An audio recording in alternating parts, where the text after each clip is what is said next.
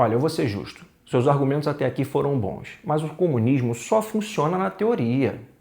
Bom, eu acho que esse argumento parte do princípio que os socialistas falharam em manter o poder, nem conseguir manter o poder depois da Revolução, ou em melhorar a vida das pessoas. Então, primeiro eu vou falar sobre o ponto da manutenção do poder político depois da Revolução. Historicamente, quando os socialistas fazem uma revolução e tentam implementar o socialismo, mudar o sistema, o que acontece é que as potências imperialistas agem imediatamente para tentar destruir o processo revolucionário. E aí, seja embargo, como a gente viu o caso de Cuba, ou apoio a forças contra-revolucionárias internas, ou às vezes invadem mesmo. Então, por exemplo, a União Soviética, quando fez a Revolução, ela foi imediatamente invadida por 12 ou 14 potências capitalistas, notadamente Estados Unidos, Reino Unido, França, Japão, Alemanha, e além disso tinha os inimigos internos, do Exército Branco. Mas aí os soviéticos responderam com força e conseguiram derrotar tanto os inimigos internos do Exército Branco quanto expulsar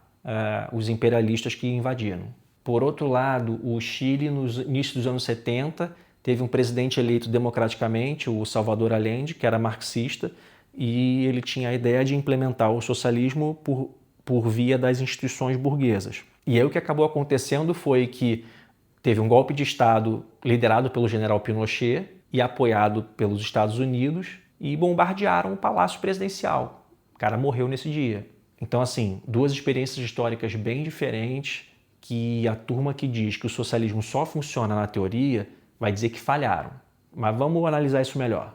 No caso da União Soviética, a pessoa vai dizer que o socialismo falhou porque fez a revolução e aí depois reagiu de forma violenta, virou uma ditadura autoritária, totalitária e não sei mais o quê, porque teve que se defender, teve que defender o processo revolucionário e o fez e venceu. No caso do Salvador Allende, vai dizer que falhou porque não se defendeu e aí em poucos anos, 2, 3 anos, já acabaram com a proposta de avançar para o socialismo e foi substituído por uma ditadura fascista, militar. Quando começa um processo para tentar superar o capitalismo e avançar para o socialismo, os socialistas têm duas opções.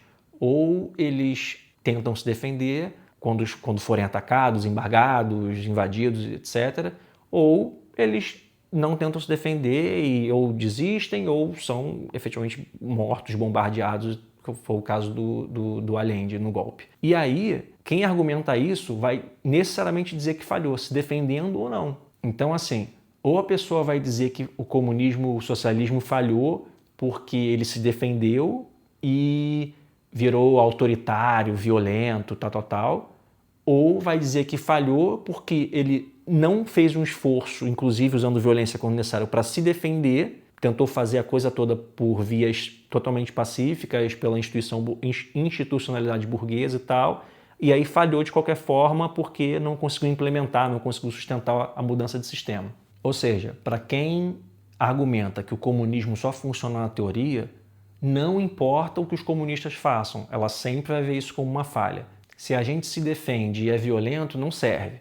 Se a gente não se defende e é massacrado, também não serve. Agora eu vou falar sobre a segunda parte desse argumento, que é se melhora ou não a vida das pessoas. E quando a gente está conversando sobre um sistema dar certo ou não, a gente tem que fazer, acho que, duas perguntas. Primeiro deu certo para quem? E segundo, quais medidas que a gente vai avaliar para definir se deu certo ou não? Por exemplo, a Revolução Cubana fez a qualidade de vida do povo cubano melhorar absurdamente. Vejam na parte do Vai para Cuba a comparação com os Estados Unidos e Brasil.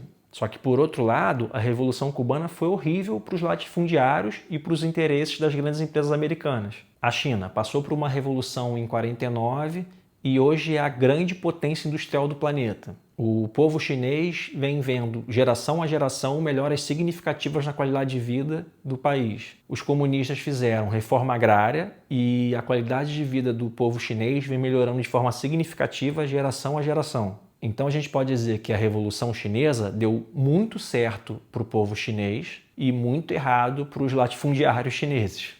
Então, quando alguém disser que o comunismo só dá certo na teoria, a gente tem que se perguntar, está dando certo para quem? Como é que você está medindo se deu certo ou deu errado?